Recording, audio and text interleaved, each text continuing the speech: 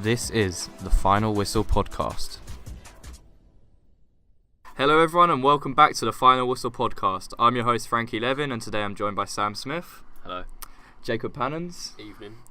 For God's sake. And Alex Robertson. Evening. Today we're going to be talking about Mourinho. Is it time for him to go? Jurgen Klopp, is he too passionate? And we're going to be talking about the brilliance of David Silva, followed by a look ahead to the London derby between West Ham and Crystal Palace. It's all coming up next.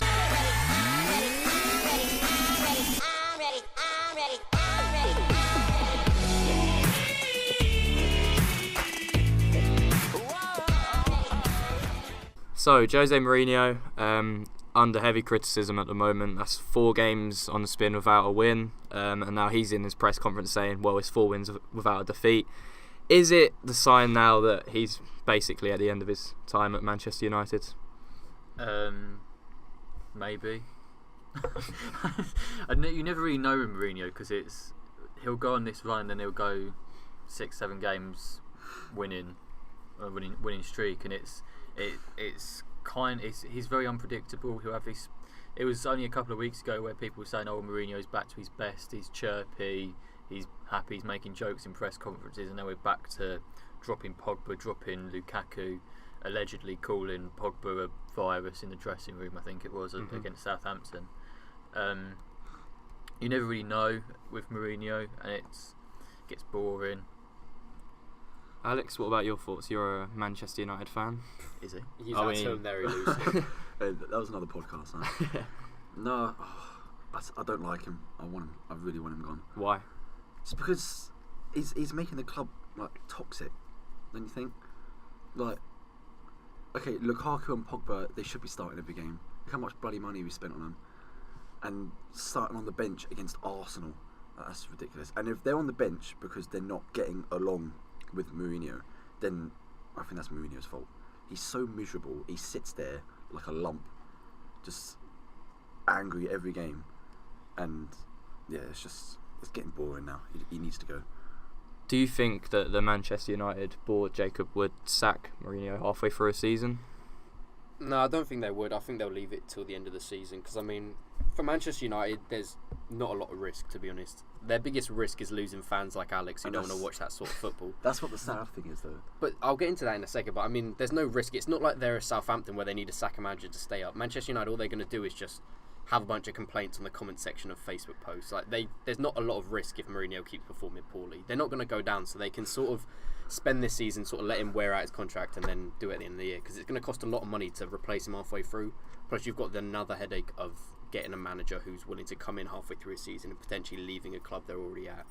Yeah, I agree with that. I mean, they do it at the end of the season. I can't see him going anymore during the season because other than Zidane, who else is there, and B, like you say, the money of it cost. And there's still a possibility that Man United could finish in the top 4 still. I mean, it's a slim possibility, but they could still go on a run. They've got the players to go on a run. They're good enough to go on a run that gets them 3rd or 4th. And I mean, if Man United get 3rd or 4th, it should be seen as a good season. It gets them. It achieves their aim for the season, I think. But should it be seen as a good season though? Because they're spending all this money. They've probably spent just as much as Manchester City have, and here they are in what, 8th, 7th, 8th position. Is it really a successful season if they finish top 4? Is that enough for a club of Manchester United size? From my point of view, no. But Manchester United, they'll be happy with just getting into the Champions League every season. I mean, they've seen Arsenal. They've seen the way last few years how Arsenal haven't been getting into the top 4 and not getting the Champions League, and the detrimental effects it has on that, on transfers and on getting players in. And if Man United can get to Champions League, then they're doing one better than Arsenal have for the last couple of seasons, and they'll be able to get better players in. And yeah, it's a difficult one, especially considering there aren't actually many replacements. I think Manchester United would want Pochettino, but they won't be able to get him at the moment because Spurs won't let Pochettino go during mid-season. It would cost a lot of money to get Pochettino out of Spurs at the moment. Who do you guys think is the ideal replacement for Mourinho? I know you were talking about it, Jacob, and you've mentioned Eddie Howe as a name. Yeah, I mean, I sort of drafted a top 3, and I why not Eddie Howe? I mean, I think Man United, they sort of need a breath of fresh air, and they haven't had that. I don't think Van Gaal was the right appointment. I don't think Mourinho was the right appointment. I don't think David Moyes was the right appointment. I think they need something fresh. They need someone young. They need someone who's going to sort of what Unai Emery's done at Arsenal, sort of just giving everyone a breath of fresh air and just clear out the cobwebs and just start fresh. And I think Eddie Howe would do that. I mean, there's always a debate, can he do it somewhere else? Because he went to Burnley and didn't do great. But I mean, you look at what he did do at Burnley, and his transfers were phenomenal. He brought in Charlie Austin, Kieran Trippier. He really signed some quality players, and he sort of gave Sean Dyche the foundation to build on top of that to make them and stabilise them as a Premier League club. And yeah, I don't think he should be completely ruled out. I think it's better to have him play some exciting football, play some honest, true football, than to lose fans like Alex, who's fed up of watching football like that. It's like, I don't want to watch Man United either. Second time. Third time. Anyway, but still, it's boring. I mean, I've watched Man United over the last couple of seasons at West Ham, and it's just boring. I don't look forward to I look forward to those games because we have a genuine possibility of beating Man United. I don't look forward to watching Man United play like I do watching Arsenal or maybe Man City play. Yeah, I mean, as a supporter of a lesser Premier League team, you look out for the games against the big clubs, and like you look forward to them because you get to see the bigger and better players. But you don't look forward to Man United because it is just a drab game every single year. I can't remember. Yeah. Why do you think I like watching Liverpool now? I can't remember. Doesn't mean you don't support Manchester United though, does it? I can't remember a good game between Crystal Palace and Manchester United. And has there ever been a good game between Manchester United and Wales? 3-2 last season, wasn't it? Matic? Or was that the season the before? Comeback 2-0. That wasn't a good game to watch for me. I mean, it was for a neutral. Okay, yeah. That's one game. Yeah, Obviously, I get your point. Like FA Cup final. Yeah, even the FA Cup final, I was about to say, was a rubbish game for a Pardew's neutral. dance, mate. And yeah, Pardew. It only probably got a bit exciting in extra time when sort of you had descendant, Chris Smalling sent off, Lingard's goal, and I've never enjoyed watching Manchester United since Sir Alex Ferguson. And that was what Manchester United were all about under Ferguson. It was exciting, sort of 4-4-2, always attack, getting forward, counter-attacking football. But now it's the complete opposite. I thought it was contrast. coming. I thought it was like getting back to that last season, start of last season. Like we won like our first 4 games, 4-0 or something, wasn't like it? that, yeah. And that was good football. Like there was a game against Everton that we won 4-0. Yeah. And that was actually like I was sitting there thinking, I like this. I know, but you saw how. I mean, you beat West Ham 4-0. Not really much of an accomplishment, to be honest. You beat Everton 4-0. You saw how their season panned out. But you beat Swansea 4-0. We beat Swansea 4-0. That's what I mean. There's too much of this rubbish, to be honest. Like everyone criticised West Ham at the start of the season. We lost 4-0 against Liverpool. It was like, oh, you're just as bad as last season. You spent 100 million. We lost 3 or 4-0 at Anfield. 4-0, yeah. Not many teams are going to Anfield and taking away 3 points. So it's just, you need to look, and everyone's like, oh, Arsenal were just as bad with Emery because they lost their first 2 games against, who was it? Chelsea and Man City, yeah. Chelsea and Man City, like, honestly, come on.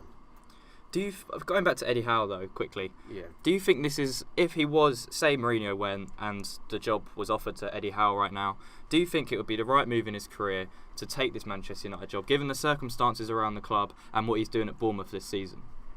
I don't know. Honestly, it's really difficult because, I mean, Eddie Howe, he's built Bournemouth from the ground up. What he's done is phenomenal. Nobody can deny that.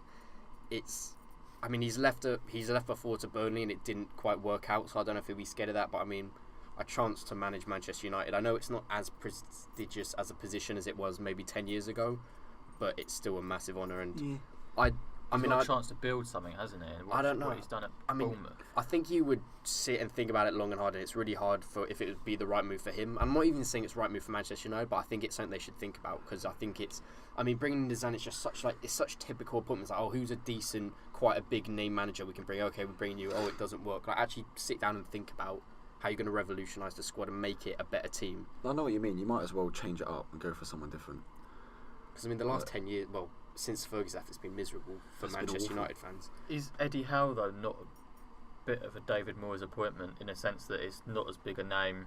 United fans would expect a bigger name. They'll be on the Glazers' back. I reckon he'd make more of an effort to play more positive football. Yeah. To be fair, Eddie Howe plays better football than David Moyes does. Yeah, David Moyes just. But remember, at the point of David Moyes' appointment, he was playing some nice football with Everton, and they were sort of challenging for Europa League at the time. So it's a similar position to Eddie Howe right now. I think definitely a similar position, but I think you look at someone like Eddie Howe and David Moyes, and they're very different.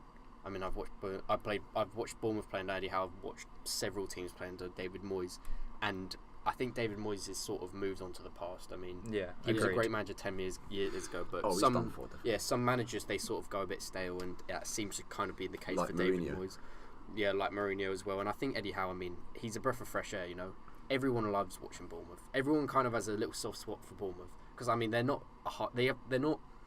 I don't know. They're like you can't not like them really. Like they haven't really got any rivals. Their fans are nice enough. They're so almost harmless. Is that why people think they're a bit irrelevant though, and why it kind of leaves Eddie Howe with quite an easy job in a sense? There's not a huge amount of media pressure on them. It's like, but you kind of expect Bournemouth to do okay, and they end up doing okay. To be honest, but I mean they're punching above their weight. I mean if you look at the size, they've got some decent training facilities. Their training facilities are built up like Lego. Like genuinely, I was talking to someone who worked there. They just take it. They're planning on taking it down and then moving it across the road and building it back up again. It's not a world-class facilities. I mean, you look at the facilities anywhere else in the Premier League, and they're way better than Bournemouth. The stadium's tiny, isn't it? I swear it's in like a middle of a park or something. 12,000. Yeah, so it is a small capacity. Well, I mean, that's what I mean. I think Bournemouth are punching above their weight with their facilities. I think they've got the money, but they've got smart ownership.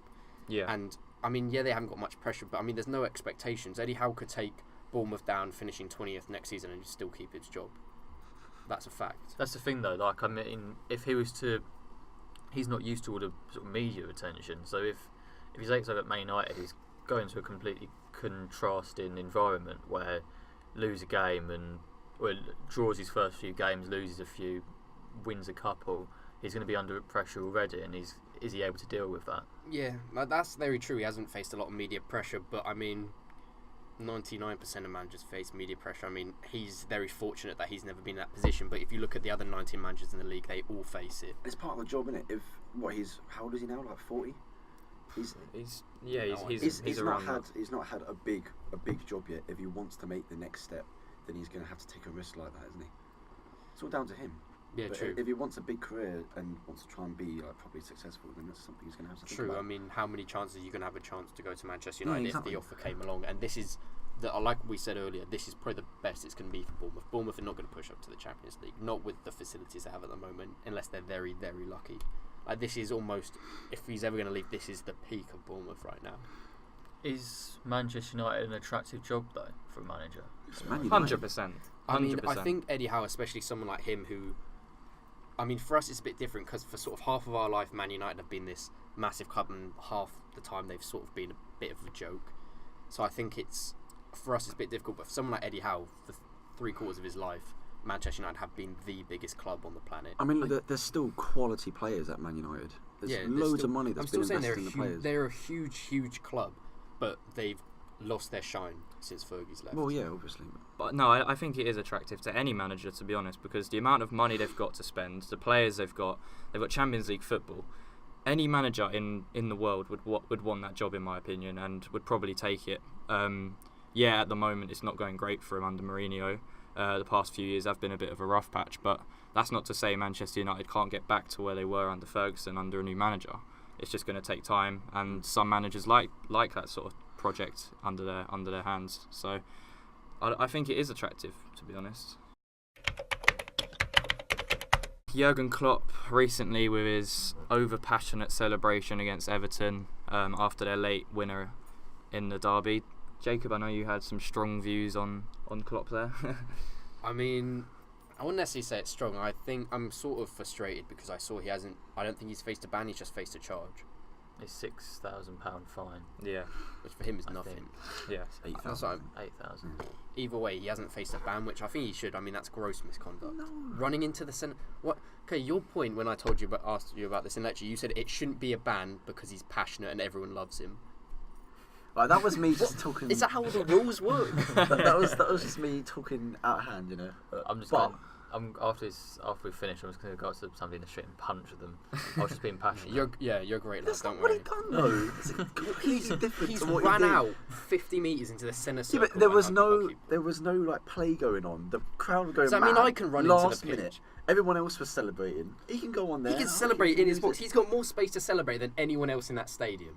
Look, when you're in the heat of the moment, right, the feelings of the emotion, sometimes you can't control it. He didn't go on and go in front of the Everton fans or Marco Silva or whatever and fucking raise his arm. I know, but I think it was Raise his arms in I front just- of everyone. like I'm not. I just think it was a bit over the top, and I understand like the emotions take over when you score a 96th minute winner or everything. But I mean, even if he runs a few steps onto the pitch, like all right, but you've literally ran at what point do you get tired and think, geez, I need a breath? I couldn't even run that far without taking. How a break. long? It wasn't How that long much. do you think he should be banned for? I don't know. There'll be something in the rules. There's something in the I know it's probably the least enforced rule because I mean every Premier League game you go to, like managers, they just stand like even a step outside their technical. So area. a touchline ban is what you're saying? Well, yes, that's what a ban is. No, I was just. What do you mean a ban from what? the stadium? I don't know. No, he means from the stat, so you'd have to watch from the stands. Yes, Right, I okay. understand. Just clarifying. I don't think he should be banned for it. I mean, No, it's just, I Yeah. agree. it's, just, Yeah. it's an over-the-top celebration, just a slap on the wrist, get on with the Yeah. next game. I mean, I don't haven't do it looked again. at the rules at it, but I think it was kind of.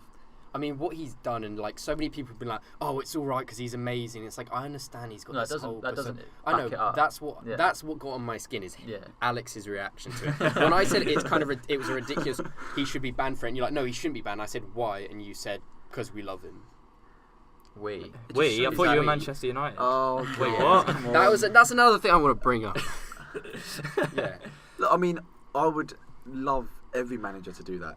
It makes football more exciting. Don't I you think? understand that. It adds. I love passionate managers and stuff. I mean, there's a point about being passionate. Like there's Di Canio sliding down the touchline on his knees in front of the Sunderland That fans. was I'd good. be slightly worried if Roy Hodgson, 71-year-old Roy Hodgson, Yeah, sprinted his on arm the would pitch. probably give out. But that's why I also said he was like. Alex said to me, "What would you do if Pellegrini did that?" I was like, to be honest, I would be kind of confused because he's been at the club like 5 months or Yeah, whatever. but it Yeah. still shows But that love shows and passion, yeah. for the club. It shows passion, but It could okay, be your this- first game. Then Wasn't can it? we It was put- can we put it Canio's into- first game for Sunderland when they won 3-0 at Newcastle. Wasn't That it? wasn't a his few years first It ago? wasn't I his think it first was- game. it was but like it was first- it was early within on. his No, first. it was his first game. Yeah, I So there was think it that was his first game. record where Really? Yeah. there was that record where 3 Sunderland managers in a row had played Newcastle in their very first game and Oh. won. Oh, I didn't know that. I thought But, it was um, one of his first games. Not I think we need to put into context as well the fact that this was a last-minute winner, 95th minute winner in a Merseyside derby. Exactly. You're not going to stay. It's not going to be a little fist pump on the Yeah, side. I understand that it's going to be a big celebration, but I mean, he literally ran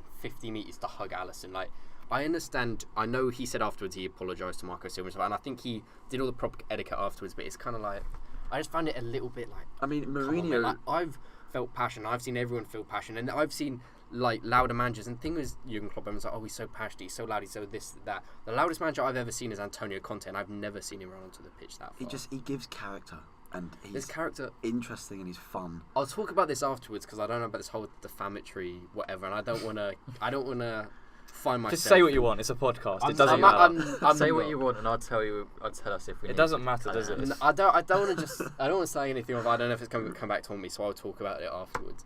But I just feel like it was a bit played up and. It'd be controversial, mate. Say it. You're I know, allowed to yeah, say what that's- you that's want, honest man. opinion. It's an And opinion. Go on. Say it. sometimes I feel like it's for the cameras a little bit. Because Can't say that. That's just honest opinion. No. I'm putting it very delicately. I'll go more into it after the podcast. But pretty much, I mean, I've seen Jurgen Klopp, Liverpool, play a couple times at West Ham, and I saw him beat us 4-1. I understand it's not the same thing. There's a but like, difference, though. I've That was literally an seen. easy game. I've watched him, and Okay. I've seen him score a goal and It him was not an easy react. game. That game wasn't on TV.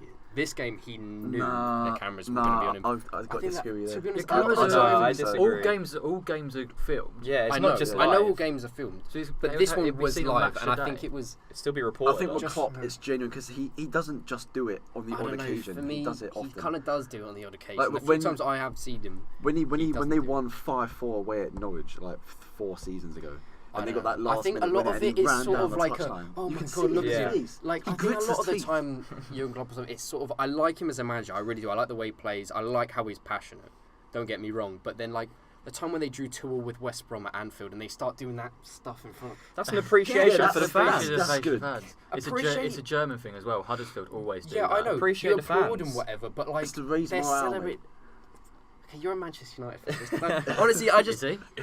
Oh God, I don't no. know. He That had a is the Brighton biggest scarf thing, on at the weekend, like- so I don't know. Oh, the thing is, like, I'm not that bored by it. The biggest thing is that Alex's points counteracting my points, just get under my skin because he's acting like he's got a Liverpool tattoo on his chest. I don't know.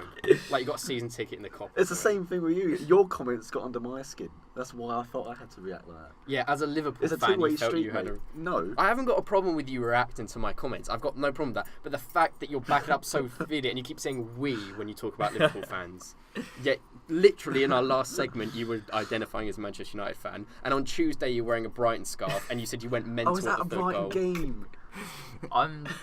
I was at a Bromley game a few weeks ago. Were you wearing a Bromley scarf? No, I didn't go mental when they scored. Okay, you can watch football because the without- passion's there's not the different- same. Like Yeah. wanting a team to win. I went to Brighton Crystal Palace in the FA Cup last year, and obviously I sort of lean towards Brighton as a local team. I'd like to see him go Bromley. further. But somewhat. What's wrong with a non-league? This is a non-league It's a f- team. I mean, it's a football Was club. it a packed out stadium? They do get very good gates, don't they? I mean, they're they not get, bad, they yeah. get to 2,000 before, I think. But like there's this crazy thing where people support teams that like aren't in the top 6, Alex. Oh, I know that's like a pretty wild concept. Not every team has to have £100 million. Right, so let's just touch on David Silva a bit. To me, I feel like he's one of the most underrated players in the Premier League to Why? date. Because he doesn't get the appreciation that he deserves. I've seen him play now for however many years. He's been at City for however many years. And he's now captaining them, leading them to whatever they're doing right now. And to me, he doesn't get the plaudits he deserves. I know people appreciate him when he has a good game and stuff, but he's doing it consistently every season. Let me ask you, what other players at City do you think get more appreciation than he does? De Bruyne, Sane, Sterling, Aguero, they're all hyped up even- more. Otamendi gets more praise. Stones gets more. Kyle Walker, like Fabian Delph have seen get more than. Edison, they're all getting this. Like the media are also hyped around these sort of young English players like Sterling. That the likes of David Silva are getting overlooked, in my opinion. The thing is, I think the likes of David Silva aren't really appreciated until they've retired. And when you retire, you get all the sort of articles about looking back on their career and everything. That's when it starts. You get ex-players coming on talking about them. It's kind of why Paul Scholes is rated, because Gary Neville's come on Sky now, started talking about how good he was. And Scholes wasn't even in the Gerrard Lampard debate, let alone top of that Gerrard Lampard debate during his playing career. And for me, David Silva, I know a couple of weeks ago we did a five-a-side team with the best players we'd seen live. I don't think I included David Silva. I think that was a mistake, because Agreed. every time I've seen David Silva live, he's run the game for midfields. Yep. He's an all-round midfielder. His game's improved so much since he started. At the start, he was more just a really nice passer, good dribbler. Yeah. But now he gets about it, tackles, passes. Like his vision's always His been awareness excellent. is ridiculous. He's been he's probably the best player I've seen live.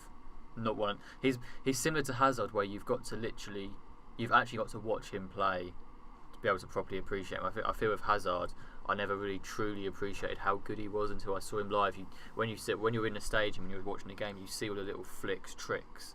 Yeah. I think Hazard's a little bit better for the highlight reel. Like David Silva doesn't make the highlight reel because he doesn't do that stuff. But I feel like Hazard every now and then does like a turn and then he'll dribble for like 15 meters. That's why I'm saying he's underrated and sort of underappreciated That's by what I other mean. fans. I think nowadays, if you're not scoring worldies, if you're not doing the flicks, if you're not making the skill compilations, you're underappreciated. And I think David Silva's definitely underappreciated. He's an absolute engine in midfield. He runs the game. Would he be in your top 3 players in the Premier League right now? Right now, Because he gets in mine. I don't know about you guys. I've got absolutely no idea who's in my top I'm just 3. trying to think who would be my top 3. Maybe that's a discussion for Hazard, De another week. Bruyne, David Silva. There's my 3. Hazard. Best player in the league. I'd put I'd put De Bruyne in there definitely. I'd be tempted to have Sterling up there. Yeah, I'd put Really? Sterling. Yeah. Definitely so. Disagree with that. On current form, He's Sterling banging at the moment. Up there, probably not in it. maybe but top 10. Definitely Top 10. touching He'd it. be in my top 10, but he wouldn't Who? be top 3. Sterling. Sterling. Yeah, Sterling top 10 easily. Yeah, top 10. Top I wouldn't 10 have him in my easily, top 3. Who else? I mean, I'd need more time to think about this to move. But the thing is, nowadays there's Aguero, not Kane. like clear cut players. Like there's always been like a Yaya Toure, Cristiano Ronaldo. Like some players like Thierry Henry. There's been players that you've been like, yeah, definitely in the top 3. But this is sort of a weird period where you haven't really got 1 or 2 or even 3 players where you're like, these guys are the elite. There's so many of them now. there isn't really a standout player in the Premier League at the moment. I feel like No. at the start of last year, people were trying to kind of put De Bruyne as that, or herald him as that kind of player, but I don't think he was. I think obviously he was probably the best in-form player at the time at the start of last year, and Salah probably overtook him. But yeah, Hazard for me would probably be top. I don't think Kane would be in my top 3. Neither. Because he's not an all-round footballer. He's a he's a world-class finisher. Maybe we should bring that up with Chris next week. Yeah, we'll save that for next week. West Ham Palace coming up tomorrow. Sam, what's your thoughts on it? Are you confident going into the derby? I think West Ham will win. I think Palace will have learnt a lot from. They won't be as bad as they were on Tuesday. Like it cannot get much worse than how they played. It was a shame really, because they played so well on Saturday against Burnley. I think it was 29 shots to 2. Yeah. And it was so dominant, and you were kind of expecting them to take that into the Brighton game, but Hodgson just went with a completely contrasting game plan, and it completely backfired. I expected Hodgson to go on the front foot really and carry on from where they left off against Burnley, but they didn't. They let Brighton. It was Sakho set the tempo of the game inside the first 10 seconds. When a long ball came up, he's gone up to head it, and it's gone out for a corner.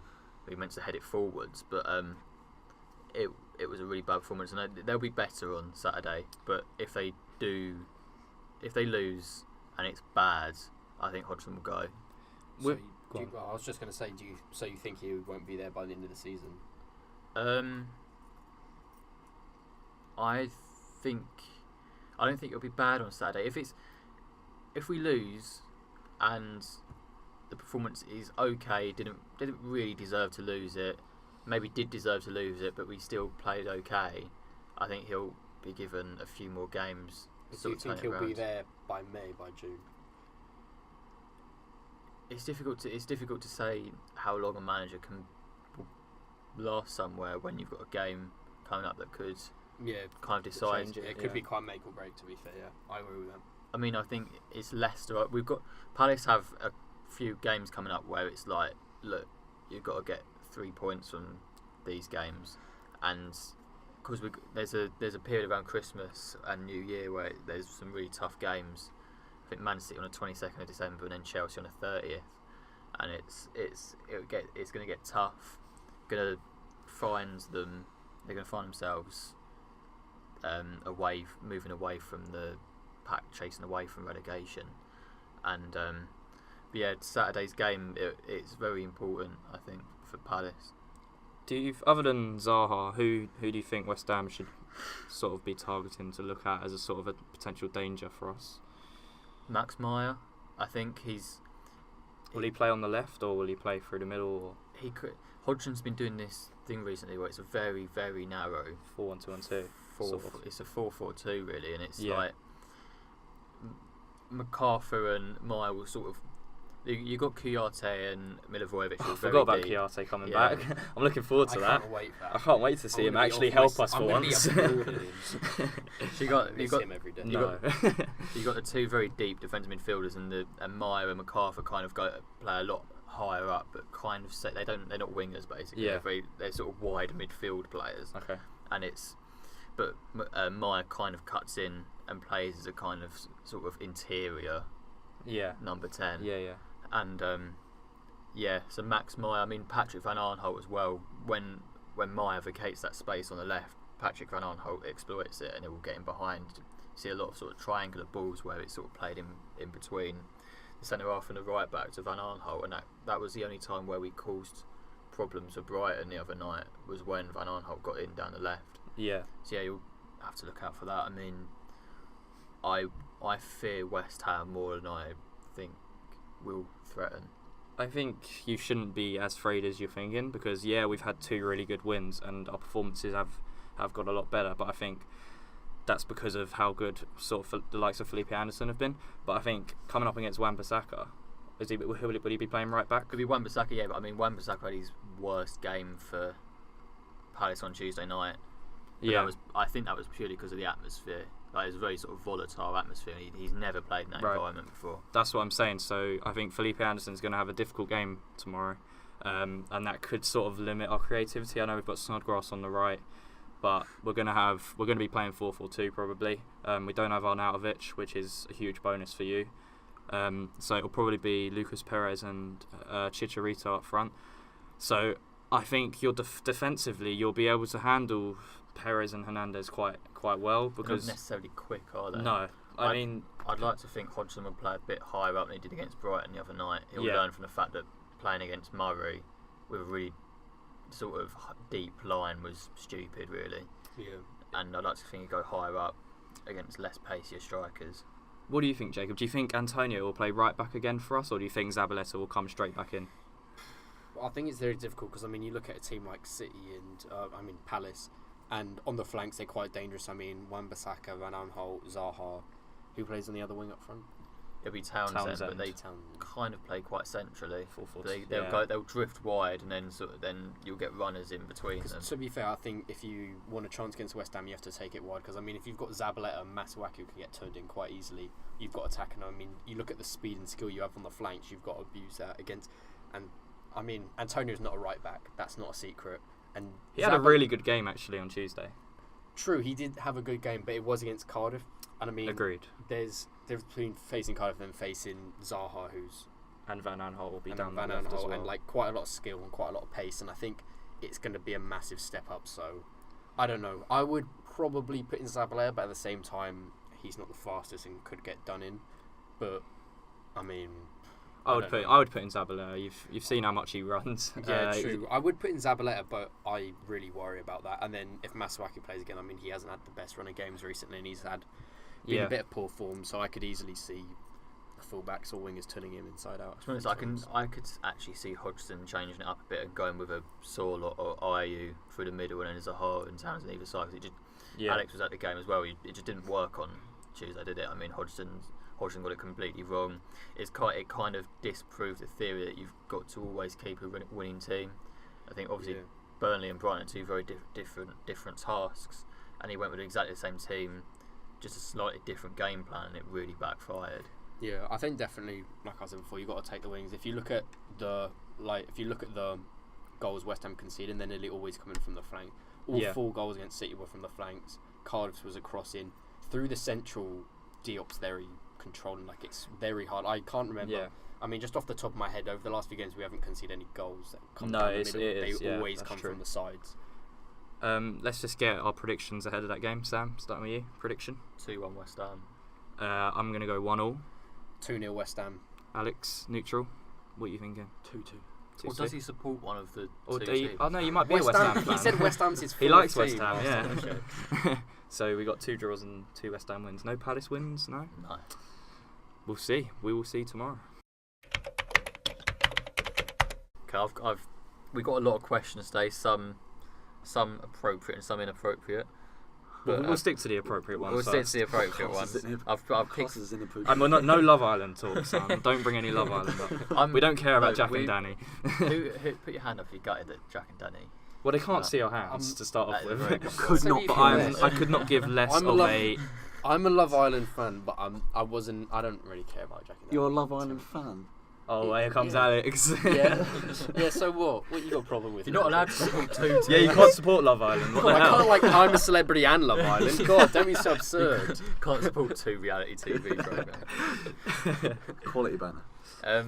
First, we've got 3 questions. First one is, any ex-player, are we saying in their prime? Yeah, we'll stay in their Yeah. prime. Any Are we doing it in our ex-player for your- lifetime, or are we just gonna do? Not our Ever. lifetime, just ever. Any ex-player for your club. Can we do it so that it would suit the team now? So Just you've got- any player you you've want, got- Sam. You can pick But whatever then, player you but want. then isn't that question just who's the best player to ever play for your club? Yeah, No, because Yeah, you it might not is. want to pick that player. Why would that's not? pointless then, isn't it? Yeah. Why? Well, what? What? It should be a player that you've seen in your lifetime that would improve your current starting 11. All right, we'll I do think that. I think it should be a player you've seen live and you want them to come You've back. seen live. Not for you, but for us, the players you've seen live In their and want to bring prime. back. Yeah, in their prime. All right. Okay, I've so seen any live on ex-player TV. that's played for your team that's going to improve your team now. Go Jacob, on, go. go on, Jacob. For West Ham, I don't know. Probably Dimitri Payet. I think me and Frankie are probably gonna have the same. I mean, to make it a little bit more interesting, list a couple others. Maybe Scott Parker. I've got a different one you probably aren't thinking of. Dean Ashton.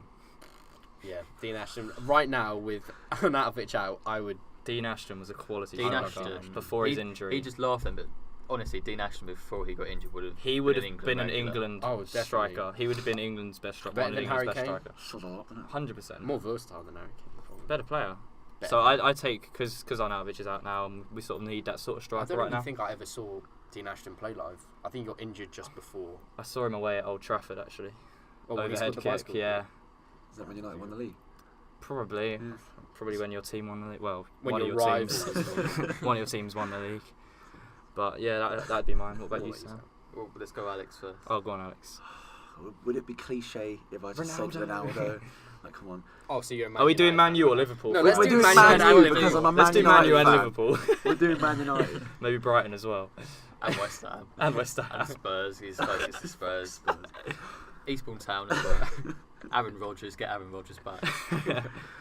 No, you know, I won't go Ronaldo. I'm going to go Mix up a bit. Ruud van Nistelrooy. Good Ooh. shout. Really Quality good player. Interesting, I like that one. He was a very good player. Quality actually. striker. Maybe even Louis Saha. What? Yeah. Where's that come from? What? No way. He was No. alright. Yeah, but For like, Out not of for... every, out of every player you could have. Tevez, Ronaldo, Well, Rio yeah, Ferdinand, Tevez, Edwin van der Ronaldo, Sar. Ferdinand, you can go Paul Kante. Carrick. Louis Saha was Saha. alright. Saha didn't last long as a good player, but when he was there, he was I a like goal that. scorer. I like that. I like the outsiders. It's a bit I different, appreciate yeah. that. Yeah. And for Liverpool, Shows you're a who would you fan. bring back? For Liverpool, we won't go into that. Because I'm not a Liverpool fan. I'd take back Glenn Murray Wow. Why? as a goal scorer, someone who hits the net regularly, dependable. You'd need that right now. Yeah. Louis Zaha to Glenn Murray. Who's What a Louis change. Zaha? What is his name? Zaha. What? That's what people always get confused. Zaha, Pe- who's whenever plays for Palace some- now. Sorry. Louis Zaha. I always see like your dad gammon blokes Oh, on there we Twitter. go. I always see your dads Here we go. Your Daz makes an On- appearance every on, week. on Twitter calling Zaha Louis Saha, and there's literally no like similarity between either of them. It's a completely different name. All right, I'm it's just sorry. the AHA. The AHA throws off the Brexit barriers. Yeah, Glenn Murray. Or Freddie Sears. no, not Ooh, Freddie. Freddie Sears. What a Definitely player. not Freddie Sears. Have I told you the story about Freddie Sears at Palace? Go on. No. He was on loan at Palace. Oh, yeah, you've told me. Hadn't scored a goal. We were Was this a penalty? 4-0 down to Scunthorpe. Yeah. 4-0 down to Scunthorpe at home. Ambrose gives Sears a penalty and he misses it. He scored a goal, got recalled by West Ham and scored like 5 the rest of the season for West Ham in the Premier League. But yeah, Oh, we've still got 2 more questions. Yeah, to let's talk do the about. next two. World Cup or FA Cup? And there's only one answer to this. Yeah. If you say the wrong answer, I won't be happy. Did you say that wrong? Well, I said World Cup, yeah. I mean, Wow. Oh. I'm not happy for with me, that. it was a Wait, tough what? decision and everything, but I just FA think... Cup. You go FA Cup. FA Cup all day Cup, long. so- Club over country all day long. No. I mean, all day long. I'm club over World country all Cup. day long, but I mean, the World Cup is the most prestigious tournament in football. I would be more excited and thrilled that West Ham winning an FA Cup than I would England winning a World Cup. To be fair, I agree with that I think that the happiness would last longer. I think England, because to be fair, when you get swept up in the World Cup hype, there's not a lot like Yeah. it. Like this summer, I would have given my left bollock. You can bleep that out if you want to. No, we'll leave that in. For England to win the World Cup. Like honestly, that's all I wanted. Yeah, it would have been But good then, at the to time. be fair, literally 2 weeks after we got knocked out, I was That's over what it. I'm and saying, I the was next- focused on West Ham. the next couple of days, I I agree was where you're over coming it. from, but I mean, I would the still World be Cup drunk was if up we there. had won that FA You were Cup over final. it because we didn't win it. What do you mean? No, we I'm- lost in the semi-final. I wasn't disappointed. I wasn't that disappointed 2 days later. If West Yeah, Ham to had be lost the fair, FA I Cup got over it final, really quickly. like at the same time as the I'm not semi-final, over it. you're still not over your FA Cup final. No. However many years ago is that now? Yeah. 3 years ago? Two. 3 Two years and a ago? That's half. what I'm To saying. be fair, yeah, I am a lot more hung up on West Ham. Like, I'm like, we lose a game and I'm just in a slippery slope of just alcohol and depression Exactly. for a That's week. what I'm saying. But England, I kind of got over it within 12 hours. I understand that, but to be fair, like, I don't think there's anything like that's something I've always wanted to see England win a World Cup in my lifetime. Like that's one thing. Obviously, I want to see England. I want to see West Ham win an FA Cup in my lifetime. But I mean, a World Cup. I mean, I just can't. This country will just go absolutely mental. I'd like to sort of see that atmosphere around. Obviously, within West Ham, that would be Everyone amazing. would lose But their like, minds. the whole of England would just fall apart. Didn't they say they were going to declare national holiday if they won the World Cup? They would 100%. There's no doubt about it. Like that's sort of what I want to see. I think it would just be it would have been an amazing experience to see England win the World Cup with everyone just losing their minds. I would rather see West Ham fans celebrating an FA Cup win. in my opinion. It's a very tough decision. I'm but very gonna much agree on the with fence about it. I don't think it's a really tough care. decision at all. I but- mean, you. Like, I didn't even care about England until this World Cup, to be honest. Like, I was Exactly, kind of that's preferred what I'm Hong Kong, saying. But then, like, you just get swept up in it. it must be. I think if would you'd have- have asked this question after the 2014 World Cup, you would have said FA Cup. Yeah, 100%. I feel like you can't really judge either. But I think both would have to happen for me to say I prefer the FA Cup win or I prefer the Yeah. World Cup win. Yeah, definitely. I see your point with that, but I at the just moment, personally would having rather an not- FA yeah. Cup. Having not won either, I'd be Yeah. more inclined to go for FA Cup. Just to see my team win something, because Yeah. we've got a Liverpool Manchester United fan over here who's won a lot Yep. over the years. Yeah. Whereas for us The three, number it's- of trophies them two teams have collected. Well, I mean, Liverpool haven't won any for a while, but Okay, so to finish off, you can go back to watch any game of football you've seen live. Is it anyone we've Is it- already is it- seen, or just any game ever? Any game ever. Like, even if you didn't attend it, you can go back and watch it and be there. Can we do both? We'll do ones Yeah, you've why not attended and both? ones you haven't Okay. attended. So let's start with Right. the ones you've attended. I'll sit that one out. Ones you've attended? Brighton West Ham. Palace on West Ham. Tuesday. Who was it? Who'd you go see? West Ham. You, West you watched Ham, West Ham, Liverpool. West Ham. Brom as Liverpool. well. West Ham. Ham, West West Brom. Brom. That's a good Come game, on. Quality. It was like- 2-1 win. Well, I wouldn't say it was a good game. It was a good ending because West Ham came back 2 late and won. goals Andy from the Carroll big volley AC. it. No, I Big mean the Andy Liverpool Carroll, yeah. one. Oh yeah, That was a good game. With a lot of goals. it was Was good. like It was good from Liverpool's point of view. 4-2? 4-1. 4-1. Lanzini, I think, scored. They scored 30 seconds later. Yeah, literally. Jacob, what about you? Attended games? Attended games. One of the best games I've ever been to is probably when West Ham beat Spurs 2-1 at White Hart Lane in the League Oh, Cup. that was good. I was there think as well. it was. actually. Yeah, Maiga headed us it in. Yeah. That was probably the best footballing night of my life. So I have to put that one there. It's got to be last game at Upton Park for me. Bit cliche, but that one. That or Chelsea in that league season. That was 2-1. That was like an actually good game though. That last game at West. Oh yeah, it was. It just had everything, to be honest, that it needed. Fairy tale ending. Yeah, it literally was. So Was it game I've attended? yeah, game you've attended. Palace 3, Arsenal 0 under Allardyce. Best Really? football I've seen Palace play. Absolutely obliterated. Arsenal. Not Palace 3, Liverpool 3 ruined your team's chances. No, Alex. I was tempted to go. Before that game, I'd have always said Crystal Ball, Yeah, but true. yeah, I always, true. even like that probably wasn't even my favourite game as a Palace fan that season. I preferred the win over Chelsea at home. Yeah, But I can see why as a neutral you'd absolutely love that game. Yeah. right. Should we do ones you haven't Crystal attended now, Alex? United 4, City 3. 2009. Michael Owen. Michael Owen, last minute winner. That would be a I really would good have game to gone. be at. I would have gone bloody mental if I was there. Why? Because they You'd have been fuming that Liverpool. City win. are my Yeah. most City hated win. team as number one. I hate City. Well, Number can I- two, For that now. was when I was a die-hard Man United fan. Liverpool weren't even in the equation at that point. Can I just ask a question? Like, you say you like Liverpool because they play nice football, but Man City play really nice football as well. But you despise. And they're them. both been over rivals. this so many times. we have Have been. we? Yeah, we Yeah. have. Yeah. I can't remember. Maybe he hasn't been here I just for block it Maybe it's out. been I just Christmas. block out everything. But Just tell me off the podcast. It's a then, 'cause weird I one can't quite to. remember. It's a weird one to explain. We'll get into another point. Go on, Jacob. Ones I haven't been to, probably the last game at Upton Park. Unfortunately, I couldn't be there, and I mean, just as a West Ham fan, I think every West Ham fan who wasn't there wanted to be there, so I'd probably have to say that. Or the 1966 World Cup final, but still have to go last game at Upton Park. Yeah. Probably for me, FA Cup final 1980 when we beat Arsenal 1-0. Just seeing us win an FA Cup final would have been pretty good. Mine's gone blank. What like good cup finals have there been recently? Good cup final. What for Crystal Palace? No, Just anyone. Haven't been in Oh, any the of Copa Libertadores or whatever. that wasn't a good game though, 'cause it didn't happen. No, the first leg. Oh, the 2-0. I'd like to go to Yeah. that. That could be That another would be. podcast thing. Out of 5 games you want to see, like 5 rivalries in the world, which one would you choose? Yeah, I mean, I'd Tune like in to go next to week that. to find out Chris's opinion. Yeah, a little clickbait. I'll say Copa Libertadores to Chris and be like, what? Yeah. Let's bring up some hard topics next week for Chris. I can't think of many Not games. World Cup final 1966. Do you know what I would have liked to have? I can't think. Genuinely, what like good atmospheres have there been in games recently? Recently. I mean, I wouldn't have mind going to the Arsenal Tottenham game the other day. So just That's a big decent. rivalry. Yeah, big. I I like- like big derby. Atmosphere. What about the Palace 4 are or, nice. Shall we admit the Arsenal last Spurs? game at Upton Park? Yeah, go on. There's a seat Go on next to then. Jacob. Go on. Right, that is going to end this week's podcast. Thank you to Alex for coming on. Mhm. As always, thank you to Jacob No worries. and Sam Smith over there. Thank you very much. Cheers, mate. Thank you for tuning in. If you want to follow us on Twitter, it's I always get this wrong. Underscore. I think it's _ TFW podcast. Follow us on there. Ask us some questions for next week on Twitter. We'll answer them on next week's show. Thank you very much for listening and goodbye.